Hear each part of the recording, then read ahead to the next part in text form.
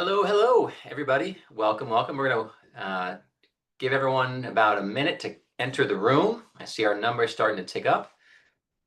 Happy to spend some time with you tonight on this lovely Thursday evening in June.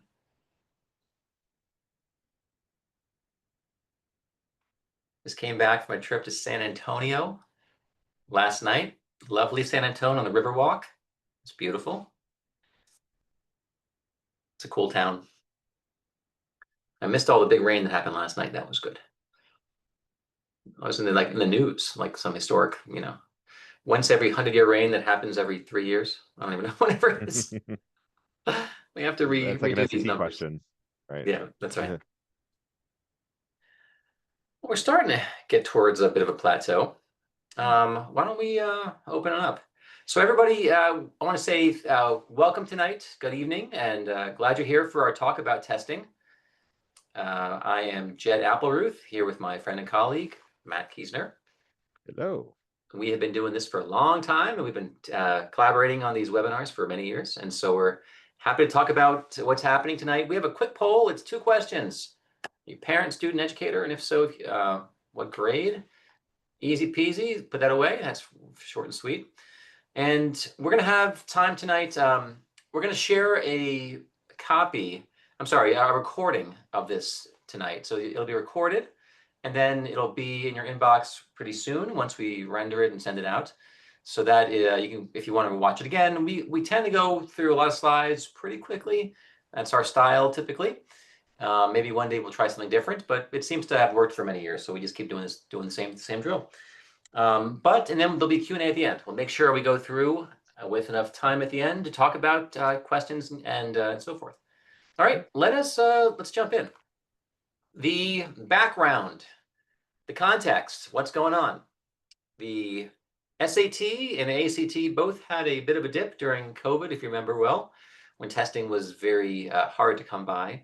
The SAT rebounded nicely, but the ACT, they've been coming along at a pretty low level. They haven't really recovered. There have been some changes. The SAT came out with their new test, and now the ACT said, us too, don't count us out. We're going to have a short test too. And so now we have 2 short tests.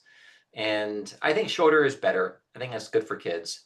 Getting rid of a lot of the issue of mental endurance for, the SAT, Matt remembers it was a 5-hour test back in the day. It was 8 in the morning to 1 o'clock when we had the 10 section plus the 50-minute essay. And that was a long time for kids. So the new SAT is a lot shorter, 2 hours, 24. And the new ACT, if you don't do science, is 2 hours and 5 minutes. That's more like it. That's easier. So if you're working with Applerouth and you want to get your dual baselines in, you could do an SAT on a Saturday, ACT on a Sunday, and then we can help you figure out which path is the right path. But it's much shorter and sweeter and faster. So the SAT, it keeps on growing. It's popular, it's doing well, people like it, administrators like it. Getting rid of paper has been a benefit. Getting rid of, all of the Scantron sheets, it's great. California, still a challenge. If any of you were on this from Cali, I was talking to all these consultants yesterday, the day before when I was in San Antonio, and so many of the counselors, and they can't get their kids testing. And it really is a drag. The College Board is trying, they're opening up hotels, but apart from California, most of the country, testing is really normalized, and things are back. The structure of the tests, SAT has 2 modules, verbal, reading and writing, and then there's a break, then there's 2 math modules, they're adaptive. ACT, as of today, has these 4 standard classics, reading, English, math, and science, been the same for almost 60 years, or actually a little more than that, 1959. And then there's some students have this experimental section. That's the current form, but things are changing. April, we saw the new ACT. It's called the enhanced, but enhanced is nonsense. It's a euphemism. Enhanced just means it's shorter and it's harder, but it's enhanced. So it arrived in a digital format, and the changes are coming to paper in September, a couple months away. So the new core, they got rid of the experimental section for all kids. It's a shorter, reduced reading, English, and math section. And then science is totally optional, though we recommend that everyone takes it at least 1 time, and so forth. So the structure, the SAT, it's digital and adaptive. So it's based on performance on the first module of verbal. You'll get either an easy or a harder adaptive module, then a break. You have your baseline math module, which everyone takes, which has a smattering of easy, medium, hard questions. And then performance will determine if you go to the easy or hard one. The heuristic is if you get about 2/3 right, you're going to the hard module. Less than 2/3 right, you're going to the easier module. And that's the structure of the adaptation. The digital core ACT that arrived in April and is coming in a week in June, then July, it's not an adaptive test at all. It is simply a reduced, shortened, truncated version of the current the linear test. That's important to know. Timing has always been a major difference between the SAT and the ACT. I started tutoring kids in the ACT around 2003, 2004, and I've never tutored it without having a clock and a timer. Because to get kids ready for the pacing on the science and on the you have to move quickly. And so here is with the current structure of the current ACT, the timing difference is pretty profound. You have 70 seconds for a verbal question versus 41 on the ACT verbal question, 95 for a math SAT question versus 60. These are big differences. 70% verbal and 60% on the math. These are very big differences. But the enhanced reduces that from 70, down to 36. That's that's better for kids, and we're also a lower margin on the math. Number of items. The ACT has always had more items, but now the difference is pretty profound, pretty compelling. There are 98 items on the SAT, including the 8 experimental questions, so 90 operational items, compared to 215 on the current ACT. That is a big difference. So that's the beauty of having an adaptive test. It's more efficient, it's quicker. You can eliminate questions that aren't really fitting or appropriate. So the really advanced kid won't get all the really low-level easy questions, and the lower-level student won't get all the advanced hard questions. That makes sense, and that is how you gain efficiency. But the core, they're lopping off some 40 questions, and if you knock off science, you're down to 131 questions versus 98. So that is an improvement. I think the ACT had too many items. They weren't all necessary. You still have reliability and validity with a smaller, shorter test because they were always a lot longer than the SAT for similar, content. Now, there are 8 of these experimental questions embedded. Every module has 2 questions which are experimental, which means they're trying to figure out how hard are the items, which means that they don't count towards your test. And is there bias by demographic, ethnicity, gender, geography, and also how hard are the questions? So 8 of the 98 don't count. There are a lot more of those coming on the ACT.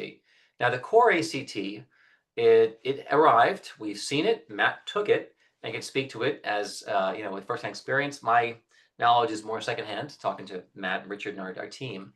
The structural changes, in a nutshell, what's happening. And again, this happened to the digital test in April. It's coming to every single ACT in the country starting in September on school. And then there are a few school day holdouts that'll turn over in the spring.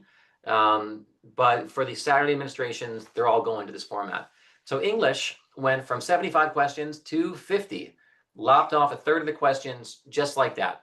Math lopped off 15, a quarter of the questions. Reading only 4 questions, and science, they didn't lop off any questions. Science is the same, but kids are just getting more time. So that's how this works. And then we were excited by the prospect that it was going to be a less speedy experience, because again, processing speed was always a big deal on the ACT, and there was an increase in time per question of 70% on the English, 11% on the math, 27 on the reading, and 29 on the science. So we were juiced about that, but they kind of negated that benefit by making the test harder, which we'll discuss in a little bit. Science is also totally optional, though we advocate, and so it's not going to be part of the composite score or a super score. You'll have a 27 on the ACT plus I get a 31 in science. It'll be broken away like they did with the essay. It'll be a separate score. All right. Experimental questions are embedded within sections, and there are quite a few of them. Of English, so 1/5 of the items. See, remember on the SAT, it was roughly 10%. 8 out of 98 were experimental, but there's a lot more of them on the ACT. So 10 of them are on English, don't count. 4 of them. That's about right with the SAT. On math, they'll count. But reading, that's a pretty big, it's a quarter of the test doesn't count. There's a whole passage that's experimental. And then science, you have a smaller passage, which is also experimental. So more items which don't count. Some of the content changes. There's some slight variation, in terms of English passages. There's some shorter form ones. Most of these changes really won't affect kids that much. We're going from 5 answer choices down to 4. A, B, C, D, E goes down to A, B, C, D, which is a little bit faster for elimination processes. And they are having a long form, a 10 and a 5 question reading passage, and some slight changes to science. But again, science is becoming optional, and so forth. So now the options are: you can take the ACT, the core. You can either add science. There's also a writing option, but most of our students don't even go near writing. After the SAT drop their writing, it doesn't, it's gone totally. Most of our kids don't go anywhere near the writing section. So that's more for international or for kids who are in a state that requires it for an end of course test, and they want to measure the writing skills from kids in different high schools, but not for college admissions, at least for right now. So again, April, the big change came. We saw it. We've seen it. In September, everything is taking on this new format. Kids can have the option of taking a digital, new enhanced core ACT or a paper. We prefer the paper. We'll talk more about that. And then spring, the final holdouts, some of those state tests and district, during the school day, those will go to the new format. Some of them, they didn't want to change, and there was some issues with getting everybody on the same page. So there's a little bit of a delay with that, some of the school day tests. All right. I'm going to go one more. Then, Matt, I'll hand it over to you. I think I may have taken over a section that was supposed to be yours. Sorry about that. It's fine. We'll hand it off. wash. So the April 5th ACT, you're hoping for, what I was so excited about was we finally got rid of the speed, because processing speed, I don't believe, should be a key part of any college admissions test, because processing speed doesn't really factor in to performance in college. And so having so much focus on speed seemed to make no sense to me. So I was hoping they'd solve that, but they didn't solve for that. And there were some issues with technology that Matt experienced directly. And you know what? Maybe I'll hand this over to you, Matt. Why don't you run with this section? Because you Yeah. actually, lived I it. was there. You were there, So man. we'll Rock get and a roll. first in account. Yeah, so I did take the April test and sat in with students and took this new enhanced ACT. I'm gonna call it that, because why not?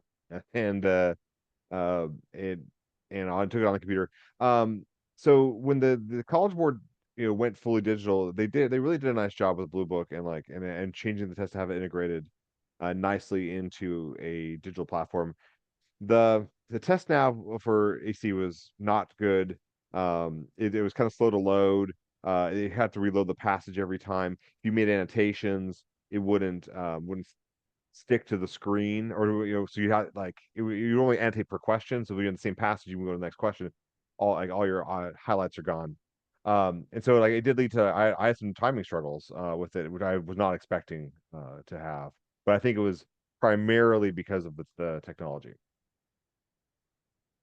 Yeah, I was not able to bring my device. So you had it's like a $30 laptop.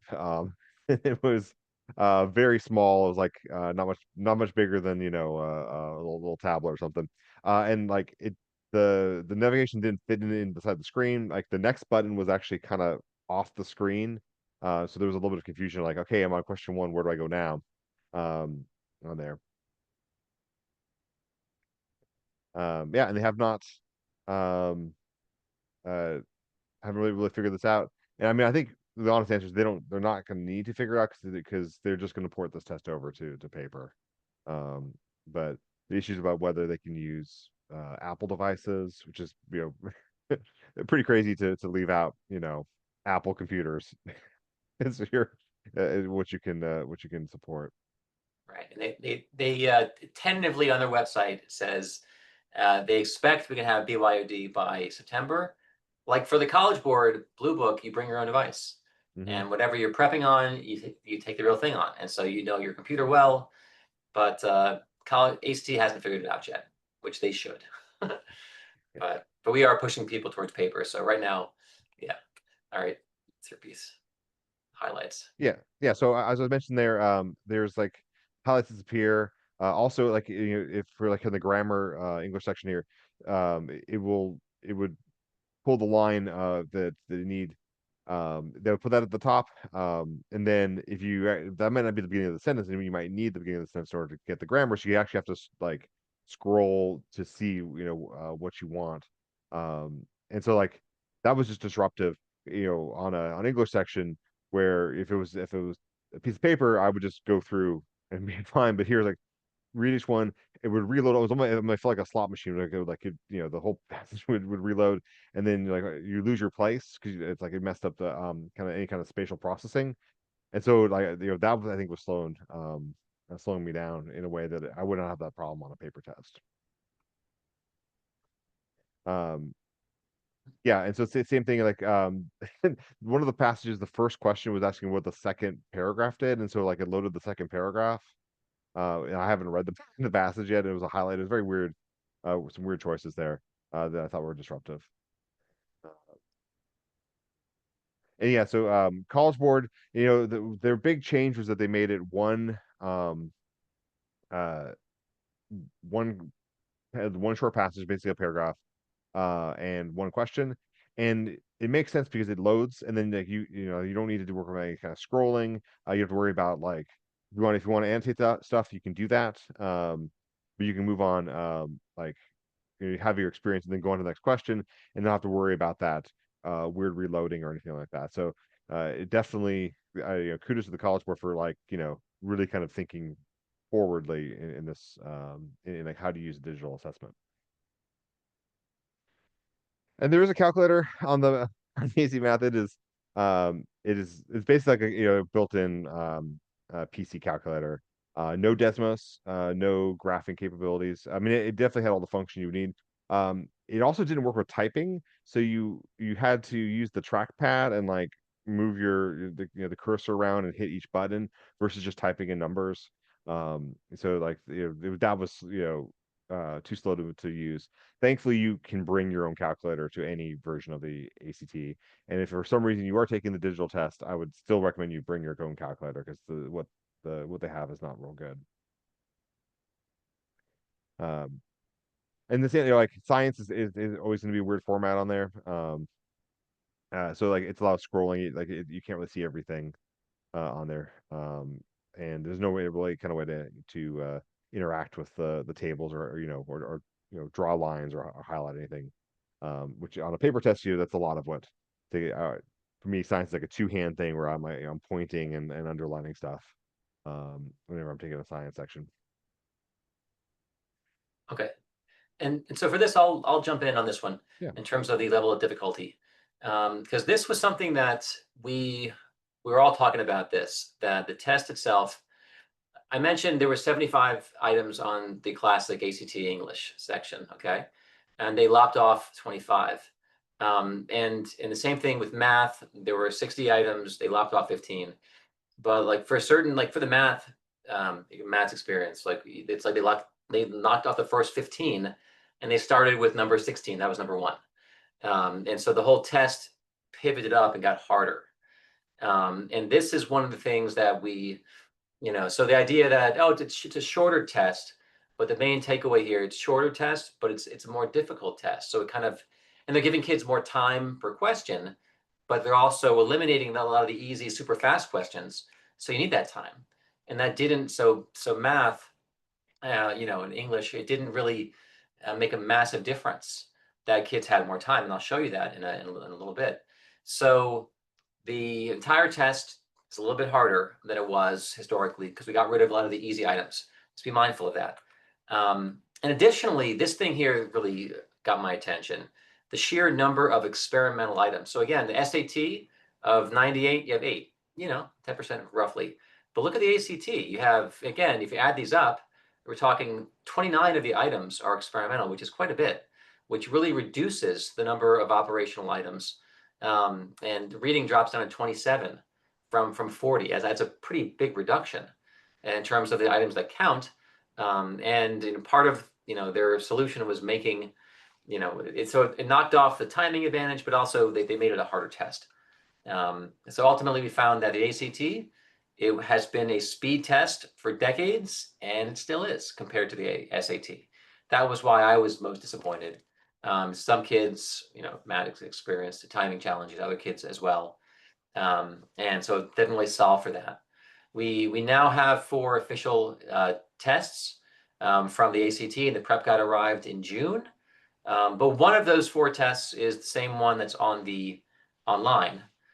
So you only have 3 extra tests. So we're still pretty short on good practice for kids, and we're working already. Matt's building new tests for Applerouth, and we're gonna have more practice for our students. But it's still pretty light. Whereas on the College Board side, they now have 7 good tests.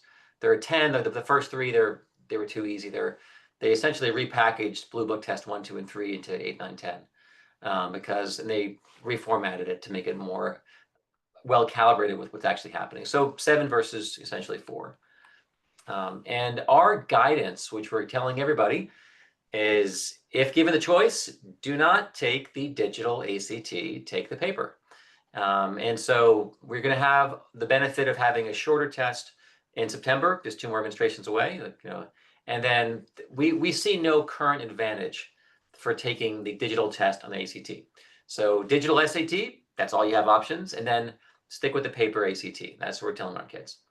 Eventually, they're going to fix TestNav. They're going to improve it. They'll work on it some. They'll figure out the bring your own device.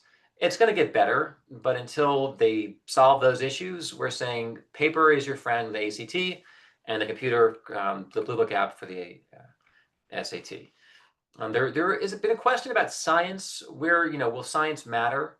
And I had Ryan, our programmer, do some analysis, and look at the last 4,500 students who have. Let me get a little fuzzy there.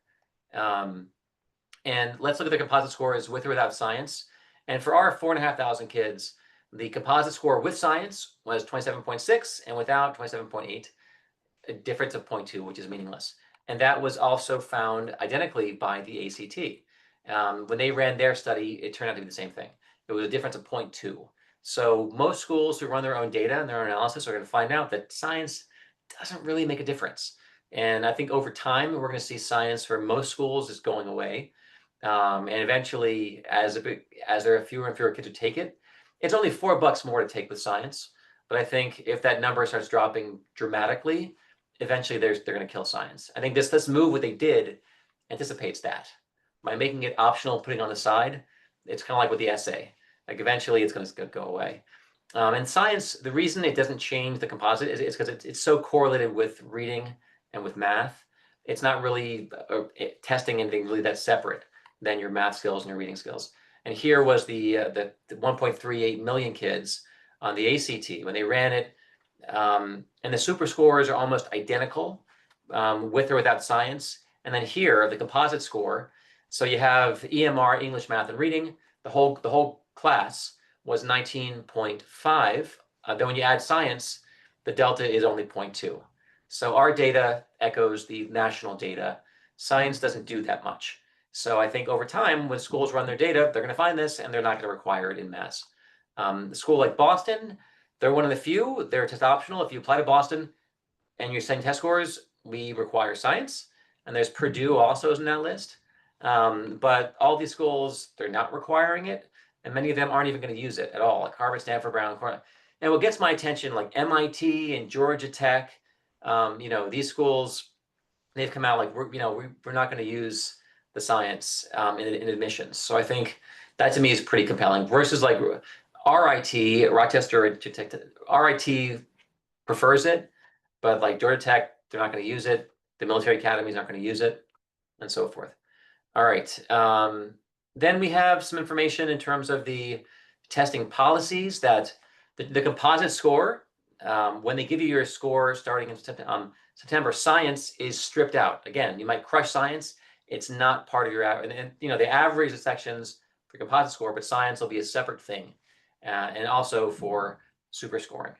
And again, there are a few exceptions, Georgetown, BU, Florida schools, and that's for their Bright Futures program. All right. And then score reporting It's there are going to be some questions there about you know, how you submit your scores on the Common App. Do I include sign? This schools are going to have different policies about this. You have to do it per individual school. And do I include or do I? If you have a test date where you crushed it and you did great on science and your composite really was positive, you would send the college that score, and that would be on, you know, on the transcript when they evaluate you. So for some, there are most kids, maybe it might swing at a point, but some unusual kids may have gotten like a 36 on science and a 28 everywhere else. So the science made a real difference, and you could send that score, and that composite will be there. All right, now Matt, I'm going to hand this over. Most of this is yours. Let you rock and roll here. All right, yeah, thanks, Tim. Yeah, and one thing that new information that just came out, like, is that the AC is planning to have like Database. a database of like schools, Yeah. whether they require science or don't. Though there's some gray area that's not really covered in that. It could be there's that could be required, but or not required, but like, you know, if you want to be a major in a certain thing, you know. Right. Yeah, so the AC and SE they are more similar than different, despite all the, you know, all the griping we may have. You know, they test reading and they test grammar, and they test interpreting scientific information, and obviously some math on there. Difference is, you know, the AC's always kind of is definitely had way more science with its section, and then also a lot more math. It's a much larger range of math, and certainly goes through almost all of pre-calculus, where the SAT focuses heavily on algebra and really is just sort of uh, like stops at algebra 2 for most things, and but a wider range of reading. So you know they've been using, you know, Shakespeare sonnets on the reading section. So there's some difference in scale, and none of the scales have changed on this thing. That SE is out of that, you know, of the 800 per section, so 1600. There are no subscores on the SAT. There are instead just little bar graphs of like 7 bars, but there's no number assigned to them. And the ACT is out of 36, and then the composite is an average of those. And so once we get to September, the science will just be an addendum score and it will not affect the composite on there.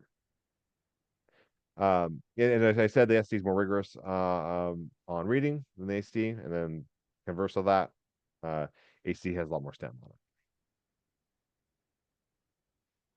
All right, so the kind of the setup on there, you know, you can see the SD is a lot more of the algebra on there, and the AC is kind of a more balanced on there. There's also, like, you know, a good bit of trigonometry ideas on the ACT, and things, you know, just a lot of random math of matrices, logarithms, complex numbers, things that just don't show up on the SAT on there. So current ACT mount, and this is, you know, we got 2 more tests. yeah, we got Saturday and then July. 60 questions, 60 minutes. It's all multiple choice. It definitely goes easy to hard. You don't really get any formula help. Calculators allowed. So the only really difference on this would just be like the numbers of questions. And so yeah, like you expect to see things like matrices or conic sections, more understanding of domain and range of a function, or if they start adding function inversions, asymptotes, you know, understanding unit circle and radians, and all that kind of fun stuff. Mononomial factors, social properties, blah blah blah. There's a lot of stuff. Vectors. We have like 10 slides on that. SD is like does not have surprises on it in terms of its subject matter. It definitely goes easy to hard. Some of the questions will you have to type in an answer, and it could be like a negative number or fraction, but it won't be like an expression. It won't be like in terms of x or something. You have Desmos. So if you're not familiar with Desmos, it is a free graphic calculator. You can try it at desmos.com for, you know, on the loads in a browser to load on your phone. It's a really powerful device, and so you can um, the you can use it to solve a lot of algebra, not by using the equations, but by solving it graphically. And you still have scratch paper and a pencil to write stuff down. So it's one of the best things that student can do if you're gonna be taking the PSAT in the fall or the SAT, is learning how to use Desmos. Like I still feel like I'm figuring out new ways to do it. Or I'll be like, okay, how can I can solve this algebra? How can I do it in Desmos and do it faster? We get an example here. Yeah, so we got system equations. So here we're trying to solve for the value of y in there. And can you use algebra? Absolutely. You could use you can isolate for a variable and plug it in. You could use the process of elimination. But you can just type these into Desmos, and you don't even have to put them in y equals. And so you just you type it in, and then system equations is where they touch. So that tells you that when x equals 5 and y equals 3, the one thing you have to watch out for is that the answer is 3 and not 5. So you definitely have to know what you're solving for. Um, but there is um, it's definitely easier to do it this way than to do it with do it algebraically. All right, so we have the current ACT reading again. This slide is almost extinct, One but more round. yeah, right. So there are four passage types: literary, narrative, social science, humanities, and natural science. The new test will have those, but they're what we've seen is that they will be jumbled up. One of those will be a comparison passage, and they're also all contemporary stuff. It's magazine articles, it's contemporary fiction. It's nothing too wild. But you have to read fast. You have on the current test 8.5 minutes to get things done. And so it's really about, can you read at the speed um, that is necessary for you to kind of get through the amount of reading you need to be done at college. Um,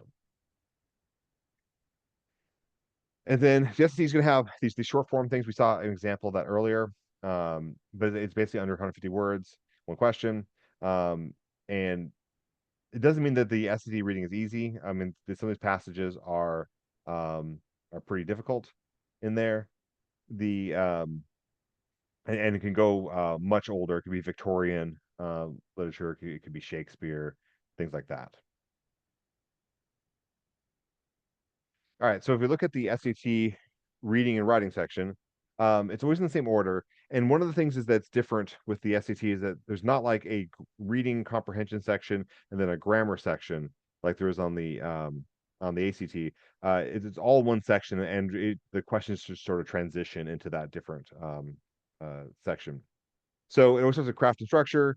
You get your words and context, vocab, text structure and purpose. There's like, what is the sentence doing, or what's the overall structure? Cross-text connections is just a comparison passage. Then, information ideas is like central ideas and details, like main idea questions, or extraction of basic information from a passage. Command of evidence is, does this could involve graphs, or involve grabbing specific like finding specific examples that work, possibly from a text or from other research. And then inference is like finishing the passage, so it's like a distillation of all the ideas. And then it just transitions into grammar. The boundaries is just like commas and clauses and punctuation stuff. In form structure sense is verbs and pronouns and misfits modifier stuff. And then last part is transitions. Should you use however, or should you use furthermore? And then rhetorical synthesis is this weird category where it's like they give you like a bullet point list and you have to like answer a question that sort of synthesizes or places together all the information. All right, so for taking the digital SAT, you download Blue Book. If a student has done AP tests, if a student has done PSAT, they should already have the Blue Book app. It's the College Board uses that one app, and you actually download the test several days in advance. So that means you don't have to worry about like an internet issue. You just have to put in a code when you get there, and then it unlocks the test. There's some nice tools on the Blue Book. You got you can mark for review. You can move within the module. I think some people think that you have to, because it is adaptive, that you can't go back to question one after you finish. That's not the case. You can move freely within the module. You can mark things for review. You can skip over questions, that kind of thing. And there's going to be oh no, that's you. I see a J on there. Sorry, Jed. Oh, no Got worries. got in the zone. Yeah, no, you're rock and roll. So in terms of the difficulty level, like again, adaptive by section, not by item. So you can go back and forth and change your answers 1,000 times until time's up. But the modules that are easy and hard, which you're sent to, are very different. And this is a slide where the baseline module, everyone takes the same baseline. It's a smattering. It's mostly, it veers toward the middle. You have a couple easy, a couple hard. It's mostly mid-level questions, 2s and 3s. If you get more than a third wrong, you're going to an easy module, which looks more like this, where you have 7 level 1s, you have 9 level 2s, and then only a small number of 3s and only 1 4. So from test 1, which actually they've now retired, but it's actually even more extreme than this. So the hard module looks more like this. You're skewing towards the hard section. We have 12 level 3s and 5 level 4s. So these things feel and look very different, and timing and pacing matter. You have to really up your game when you're going from that baseline module, which is mostly in the middle. If you go to the hard section, it's skews harder. And this is, again, how we get down to 98 items. We're lopping off a bunch of the easy items for this kid. Or for the kid going to the easier module, we're knocking off a bunch of the hard items that the student probably would have missed. So that's how we get these efficiencies. And it turns out the tests we've actually been seeing look more like this, where they skew even more aggressively towards the hard sections. Now the scoring, so some people don't know this, but the weights now, every single item on the SAT has different weights. So on the ACT, every problem, the hardest math problem, the easiest, all count 1 raw point. However, on the SAT, it isn't the case anymore. They're assigning algorithmically different weights to different problems based on performance of students, and this item predicts really how well you know a certain topic, so they give it more weight. Because of that, the score, when they give you back your answers, they give you back this. And I don't see a list of how I did on question 1, 2, or 3. I don't find out if they go to the easy hard module.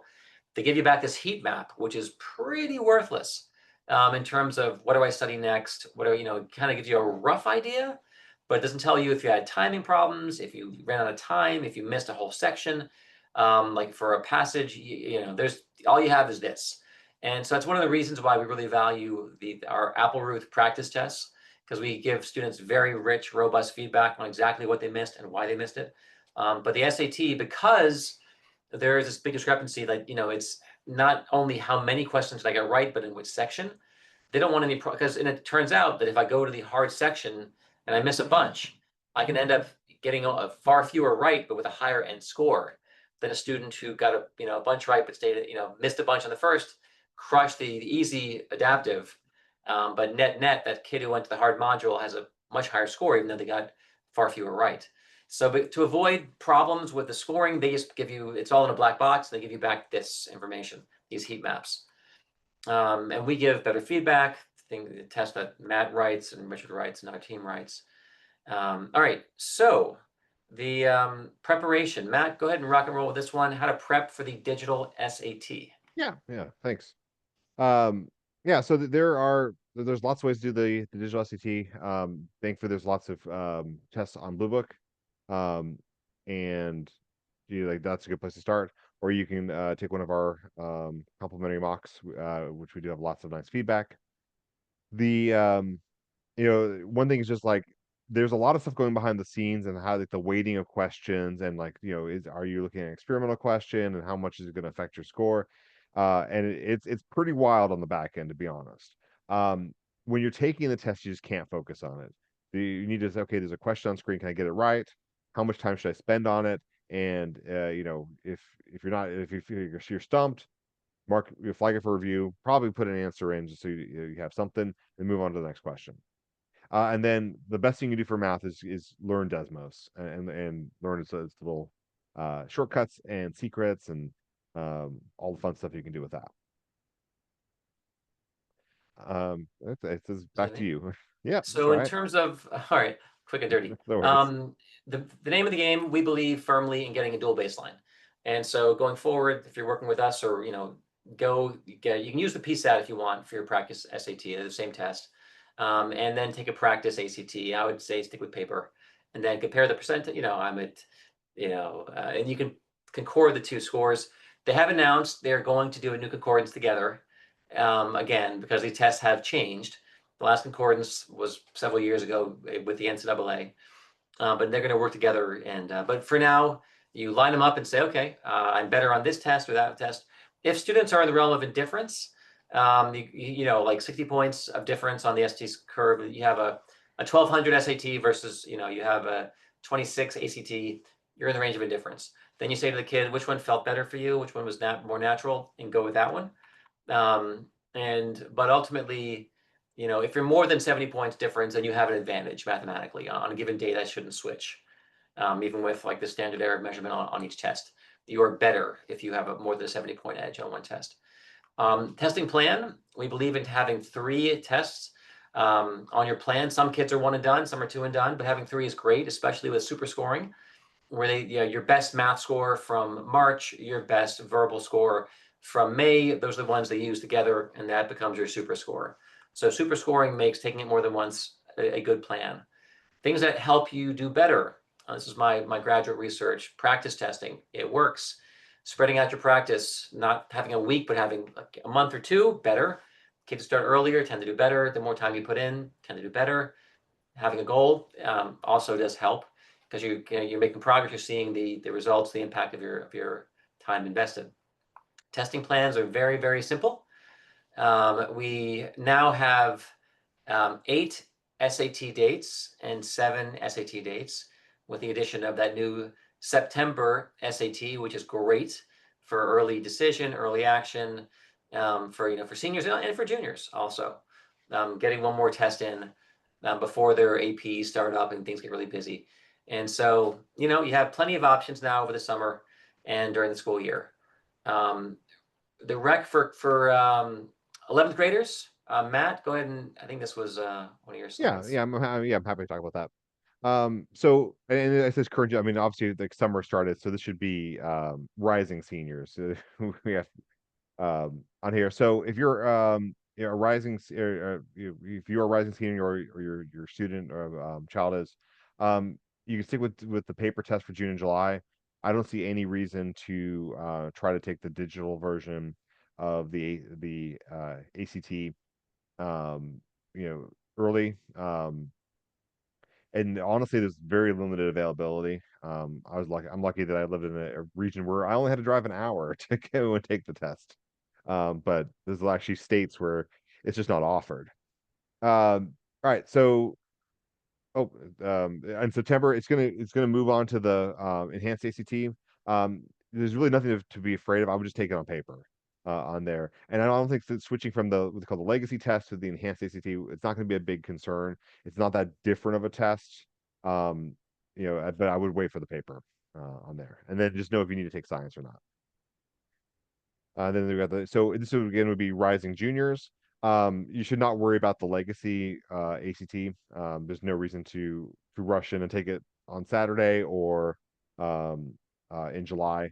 Like we do already have scoreable ACT tests. We're able to we put in the 4 of the practice tests, and we have one that is proprietary, that is the enhanced, and we have another one that's coming out pretty soon. The focus right now is finishing the new curriculum book. And so you can look at the enhanced SAT or the digital SAT and figure out the best fit on there. I'm not afraid of the enhanced ACT. I just think that the digital version was not the best way to do it. If all possible. I know that there are some places on, if you're outside the United States, you do have to take it digitally, and there might be a slide for that as well. I remember. Nope. Well, I'll quickly paraphrase it. If you have to take it digitally, because outside the U.S. That's the one that's offered, I would just really get used to that system and take practice tests using that system. Cool. And then there are many ways to prep, many schedules. You can prep over the summer. A lot of our high flyers do summer prep before they start junior year. And now that you have that September test, I mean, we're going to have kids who are going to be rising seniors, and they're going to take June, August, and September. You have 3 tests. And 3 is the magic number. Honestly, you don't need more than 3 typically. It's pretty rare that a kid needs more than 3 tests, and kids start to peak and kind of hit their plateau. And so some students Could do June, August, September, but you definitely want to finish all of that before early deadlines, because come October, you're setting off college applications. You don't want to be worried about testing. For early, and everyone applies early somewhere. Early is a bigger deal than it used to be. Although you do have tests that take you through October, November, December. I mean, there are 5 months in a row you can take the SAT, and then for 3 for the ACT.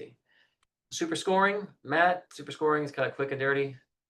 Yeah, so and there was a question about some super scoring stuff. So super scoring is when you've taken the test multiple times that you're pulling out your best scores. So the SAT, that would just, you could have where the reading and writing score and then the math score.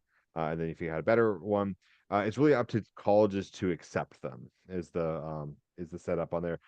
The ACT does prefer to do super scores.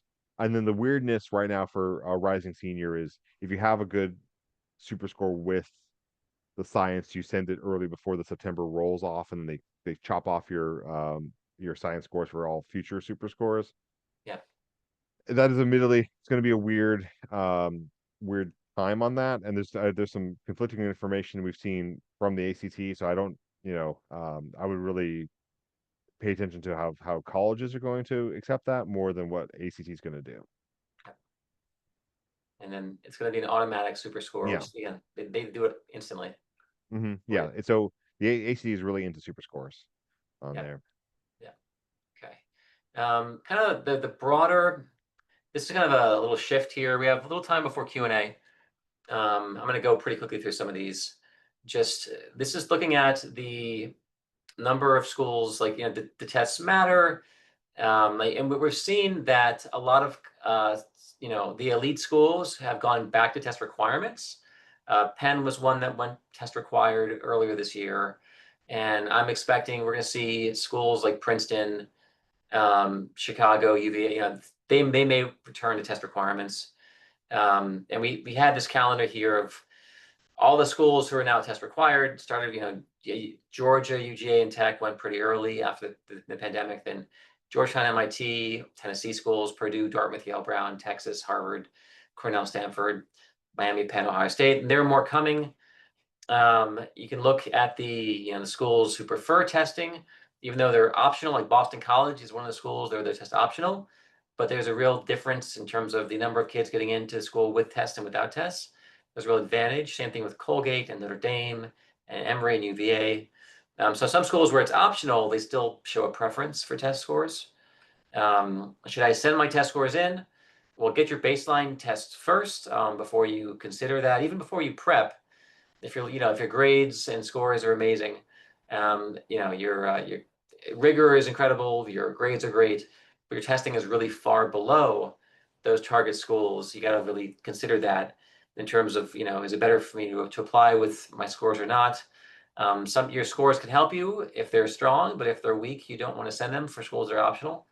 In some cases, you have to for schools now that are required, in which case you'd have to prep. And one of the key things is go with your strengths. If for the schools where tests are optional, send them if they're going to help you. If you're in the upper 50 percentile, if your scores are the bottom quartile, typically you'd want to withhold those scores. And here's an example, like for Colorado, if their mid 50 is at 1170 to a 1380. If I score a 1260, that score is going to go. But if I get an 1120, I probably wouldn't send it. It's not going to help me unless there's some very compelling reason, or you're, I don't know, in some region where they get very few kids, or you're first generation. If you're a standard academic kid, you would typically withhold the score in the bottom quartile as a rule. And there is some discussion. If I'm in the third quartile, but I have a really strong math score and I'm applying to a STEM program, engineers and comp sci kids, they want to showcase that strong math, even if your verbal is net a little bit lower. And STEM schools want to see a good math, which is why many of the STEM programs are recommending it and even requiring math. They want to see that the MITs and the Caltechs, and Carnegie Mellon said for the computer science kids, they recommend strongly submitting test scores because they want that math. It's pretty clear. So we have about 10 minutes left. That was the broad overview, and there's going to be a little poll here coming up. Just if you want any more information, any more help with anything here, but we're going to shift over to the Q&A time. And there's the poll. It's really quick, 3 questions if you want us to reach out. And let's go to the questions. Very good ones in there. See. All right, first question. My son took the SAT. He scored higher in March, 390, compared to his previous attempt. However, in the May test, he lost 40 points. He typically performs very well in math, but found the English section challenging, which is where he lost points. He's been using your SAT preparation books. Do you have any advice regarding the score fluctuation and the struggles with the English portion? All right, so he's working the books, 1390, dropped 1350, and the challenge is in the English, in the verbal section. So there is variability from test to test for individual students. Has to do with, again, which passages they throw at you. There were a couple that were pretty challenging that you may have gotten stuck on or spent too much time on. You have our materials to work with, our practice. Then you have also Khan Academy. You have also the 7 blue book tests, and you want to keep drilling. But there is variability. I would consider one thing is making sure that your son is doing full timed practice tests, making sure you're trying to replicate the conditions. Don't just do practice problems. Make sure, if you're just reading the books, make sure you're giving yourself time practice. Other things, Matt, if your verbal is a little bit low and Yeah. you dropped a little bit. I mean, there is that limited, feedback of things. So, have taken either practice tests with us or practice tests with on the blue book, and like what kinds of things are you missing? And then, I think there was something to say about like trying to get better at certain kinds of problems, whether it's boundaries or rhetorical synthesis. And then it's also like understanding the timing of it, because honestly the difficulty kind of peaks in the middle. It's about question 10, like from question 8 to question like 15 is like the kind of the hardest part of the reading section. And so it's like, knowing to, make sure you leave yourself time for the grammar and then some of the easier points on there. And so kind of look more into some of the analysis stuff. It's great if you're using our books. We do have extra materials that our tutors have, and like we have a poetry packet, a difficult science packet, uh, advanced boundaries and stuff that like even beyond it from our course book, FYI. But that would be if you're working with one of our tutors, even for a couple Yeah, hours. I don't. It, it's anonymous. I don't know who. I'm just saying that there are some other materials Yeah, out there. that we have access to. So there's that, and also make sure you use the hard stuff and use the blue book. But don't be discouraged. I mean, there are fluctuations. Sometimes kids do have a dip on the way to a nice score increase, and so keep hitting the math. But I would say just don't, we do see variations from test to test. So that it's not always a straight upward curve on every section. That does happen just normally, naturally with variation. All right, and yeah, Christopher, yeah, enhanced. It's enhanced. It's just fast and hard, but enhanced. And they really didn't make that many content changes. It's so many the same. Like we're gonna, and even the 4 tests that are in the blue book. I'm sorry, in the red book, which they released. Those are previously administered tests. They just carved up and kind of cut the easy questions out. They're not radically reinventing anything. So enhancing is kind of silly, but they're truncating and they're making it harder. That's how they're enhancing it. A little briefer and a little bit tougher. For schools who don't require science, will it still be advantageous, or will they become science test blind? Well, there's a range, and the ACT org, they promise they're going to put out a database, and they're going to query and reach out and how they're going to use it. Otherwise, and schools are like releasing slowly information about this through a press release or on their websites, mostly on their website. They're just posting it. So will it be an advantage? Well, it's going to be there. I mean, we don't yet know, and it's going to vary tremendously from school to school. There are going to be admissions offices who just like science doesn't really count. We ran our data. Like Georgia Tech here in Atlanta, they don't use science. It's not part of their calculus. So everyone has their algorithm, and they don't believe science it predicts anything. They're going to look at AP Chem and Bio and Physics if they want to look at how your science readiness for a school like Tech or Carnegie Mellon. But so the answer is it's going to depend totally on the school. And some schools will become science blind. Some schools will look at the science, say, "Oh, I got a 35, great." Some schools won't even consider it. So it's going to vary. There's not one uniform answer for that, because all the admissions offices will make up their own policies. Could you repeat the information regarding when the ACT is going to change super scoring.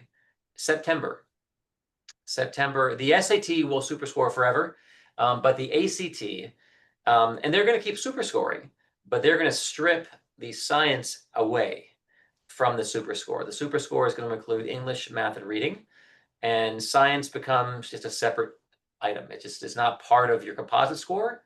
The science is not going to be part. It'll be a separate line item. I got a 33 on the ACT, and I got a 28 in science.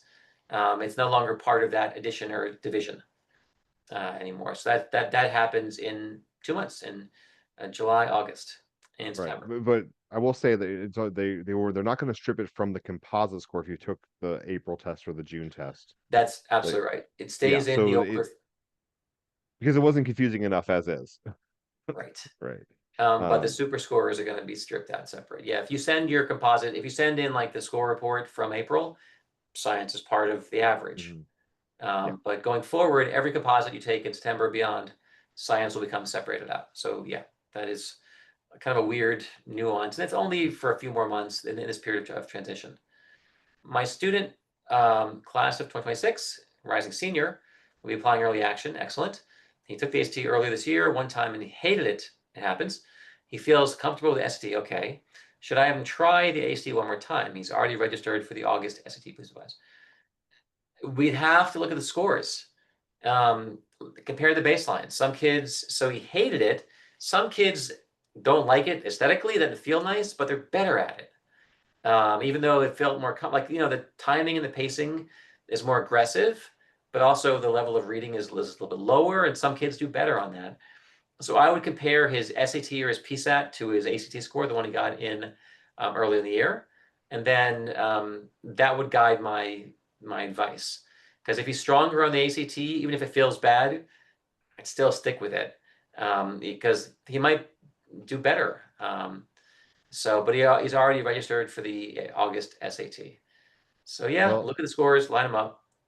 I Okay. would try the enhanced ACT trial. I'll practice off of Right. that And the and see enhanced, if yeah, those differences make him hate it a little bit less, a little less. Yeah, that could be and helpful. then do it on paper in September. That's right. Um, just to We got a follow clarify, up here. there's another question to I think clarify. it's the previous person. Yeah, AP scores in science classes are not much important for colleges like Georgia Tech comparing to AP calculus or BC scores. Is that right? Well, the I was thinking like the ACT sky. AP scores matter. So AP calculus, BC. If you get a bunch of fives on BC Calc and Physics C, that's impressive at Tech. Computer science principles. If you rock and roll on your IB tests or AP tests, that matters. Or your dual enrollment tests, your dual enrollment grades, that's meaningful. Those are advanced classes, and you've shown mastery. But what I'm saying is the ACT, the 40 questions on the ACT science section don't really correlate that highly with kids, how they perform at Tech freshman year or 4-year grades. So Tech has not used the ACT science in a long time because they found it didn't help them predict performance at Tech. Because it really, because again, the ACT science is more about reading, kind of read charts, tables, and graphs, which is not really tied to what you do taking chemistry, organic chemistry at Tech, or engineering or physics. It is very, very different levels of scientific ability. So they tend to discount. MIT also, they tend to discount the AC science because it's not a true science section, and it's in a manner that if I get fives on the AP Physics and BC Calc, that shows a level of knowledge that will be applicable and relevant and meaningful at MIT or Carnegie Mellon or Tech. Because if you get a 5 on BC Calc or differential equations, you know something about calculus. You've shown a level of mastery, which isn't assessed at all on the ACT. It's not really college level in the same way. Okay. It is now 8 of the clock. Yeah, we did it. So thank you all for coming. We're going to send you a recording of this. You can watch it again, share it with friends. We're going to have more updates over time. Please sign up for our newsletter. And if you need any help at all with these tests, we have 24 years of helping kids. So everyone, have a great night, and we'll Thank you, see you everyone. next time. See you, man.